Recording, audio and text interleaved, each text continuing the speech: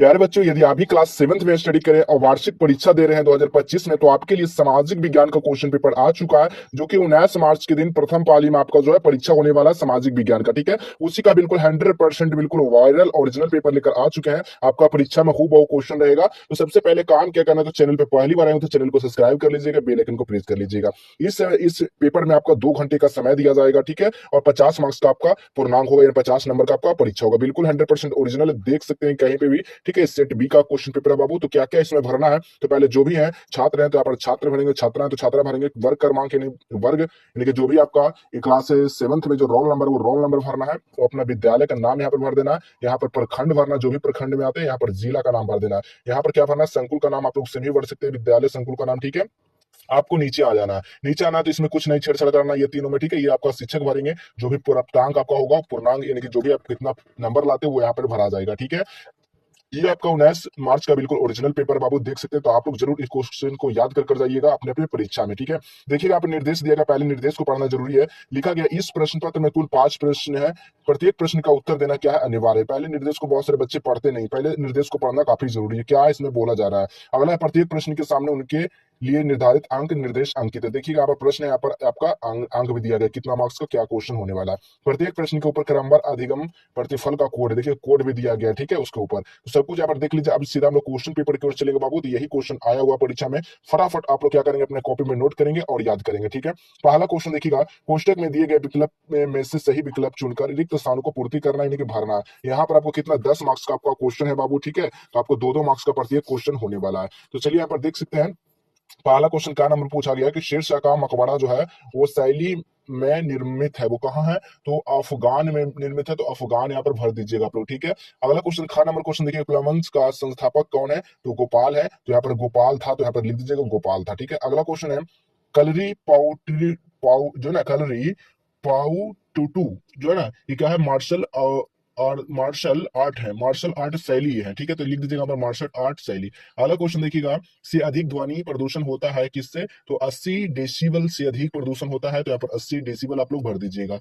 अगला क्वेश्चन देखिएगा, अगला नंबर क्वेश्चन, मखाना, मखाना क्या है, जलीय उत्पादक है। क्या है, मखाना एक जलीय उत्पादक है। तो जलीय उत्पादक यहाँ पर लिख दीजिएगा। टोटल यहाँ से 10 मार्क्स एकदम बिल्कुल फ्री में आप लोग लेकर जाइएगा। चलिए अगला क्वेश्चन की ओर चलते हैं हम लोग। देखिएगा सब कुछ देख सकते हैं बाबू। ठीक है, कोड वगैरह सब कुछ आपको सेम ही मिलेगा। ठीक है, अगला क्वेश्चन देखिएगा, दिए गए कथन में सही के लिए जो सही तथा गलत के लिए गलत का निशान आपको लगाना है। यहाँ पर भी आपको कितना 10 मार्क्स मिलने वाला है बाबू। ठीक है, तो देखिएगा पहला क्वेश्चन क्या पूछा गया आपसे। पहला क्वेश्चन है, अकबर ने 1556 में जलिया कर बंद कर दिया था, तो बिल्कुल नहीं, तो ये क्या है, गलत हो जाएगा। तो यहाँ पर गलत का निशान लगाना। अगला क्वेश्चन देखिएगा, चैतन्य महाप्रभु का नाम कृष्ण भक्ति से जुड़ा है, बिल्कुल जुड़ा है। तो यहाँ पर लिख यस कर देना है, सही का निशान लगा देना। अगला क्वेश्चन देखिएगा, रेन गेंज में पवन की दिशा मापी जाती है, तो बिल्कुल मापी नहीं जाती, इसमें मापी नहीं जाती, तो नहीं कीजिएगा। ठीक है, गलत कर दीजिएगा। अगला क्वेश्चन देखिएगा, जैसलमेर रेगिस्तान सफारी का आयोजन किया जाता है, हाँ किया जाता है, तो यस पे टिक लगाइएगा। ठीक है, यानी कि सही बात है। बिहार मखाना का प्रमुख उत्पादक राज्य है, तो बिल्कुल है, तो यहाँ पर यस का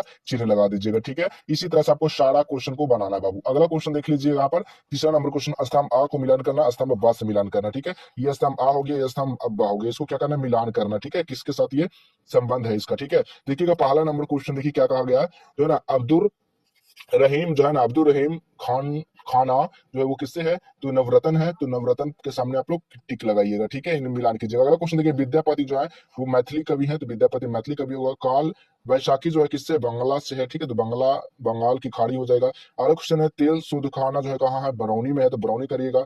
फरक्कावाद जो है वो कहाँ है, तो फरक्कावाद गंगा नदी है। ठीक है, तो इस तरह से आप लोग मिलान कर लीजिए, सारा आपको मिला गया है। इसी तरह से आप लोग नोट कर लीजिए अपने अपने कॉपी में बाबू, ताकि आपका परीक्षा में कोई भी दिक्कत नहीं होना चाहिए। ठीक है, चलिए अगला क्वेश्चन देखिएगा, चौथा नंबर क्वेश्चन देखेंगे बाबू। चौथा नंबर क्वेश्चन क्या पूछा गया है, लघु उत्तरीय प्रश्न, जो लगभग 50 शब्दों में आपको जवाब देना है, यानी कि उत्तर देना है। यहाँ पर आपको 2 क्वेश्चन रहेगा, 5-5 मार्क्स से 10 मार्क्स यहाँ से आपको मिलने वाला है। ठीक है, तो देखिएगा पहला क्या है क्वेश्चन है, केरल को पर्यटन स्थल के रूप में क्यों पसंद किया जाता है, इसको लिखना अगर नहीं पता है तो हम लोग अथवा के लिखेंगे। तो हमने अथवा का जवाब दिया, मध्यकाल के 4 तीर्थ नगरों और 4 व्यापारियों केंद्र का नाम लिखना है। ठीक है, तो देखिए यहाँ पर लिखा गया है, उत्तर लिखना पहले, मध्यकाल के 4 तीर्थ नगरों का नाम, पहला मंदिर नगर, दूसरा प्रशासनिक नगर, दूसरा वाणिज्य नगर, चौथा क्या है, पवन नगर। ठीक है, इस तरह से लिखिएगा। अगला क्वेश्चन है यहाँ पर, अगला उसी में क्या है, मध्यकाल के 4 व्यापारियों केंद्र का नाम क्या है, मंगलवारतल, कोचिन और काली कालीकट। ठीक है, और इससे कन्नूर, ठीक है। इस तरह से आप लोग लिख दीजिएगा। तो यहाँ से आप लोग टोटल कितना 10 में से 5 नंबर मिलेगा, 5 नंबर आपका नीचे दिया गया, यहाँ पर 5 नंबर दिया गया आपका, ठीक है। क्या मॉल क्या है बाबू, ठीक है। मॉल क्या है, लोगों को पसंद, यह लाभदायक, इसको लिखना है मॉल के बारे में, ठीक है। या फिर अथवा, अथवा क्या है, अथवा मन, जो ना मनसबदारी प्रथा क्या है लिखना है, ठीक है। मनसबदारी तो लिखना है, यहाँ पर उत्तर करके लिखना है बाबू आपको। मनसबदारी प्रणाली मुगल काल में प्रचलित एक प्रशासनिक और सैन्य व्यवस्था थी, इसे मुगल सम्राट अकबर ने शुरू किया था, ठीक है। इस तरह से लिखिएगा। अगला यहाँ पर है मन मनसबदारी प्रणाली के तरह जो ना सालकीय, ठीक है, सालकीय अधिकारियों और सेनापति का पद, और ठीक है। इस तरह से आप लोग यहाँ पर लिख लीजिएगा, ठीक है। तो इतना नंबर मिल जाएगा। अगला 5 नंबर क्वेश्चन देखिए। 5 नंबर क्वेश्चन क्या है, दीर्घ उत्तरीय प्रश्न, लगभग 100 शब्दों में आपको जवाब देना है। यहाँ से टोटल 10 मार्क्स मिलेगा। जवाब देना है। तो हमने पहला का जवाब दिया है कि सूफीवाद क्या है, कुछ महत्वपूर्ण सूफी संतों का नाम लिखना है, ठीक है। यहाँ पर सूफी संतों का नाम लिखना। तो आइए यहाँ पर लिखे हैं कि सूफीवाद इस्लाम का एक आध्यात्मिक वर्ग है जो प्रेम, करुणा, त्याग, ईश्वर के साथ एकात्मता पर जोर देता है।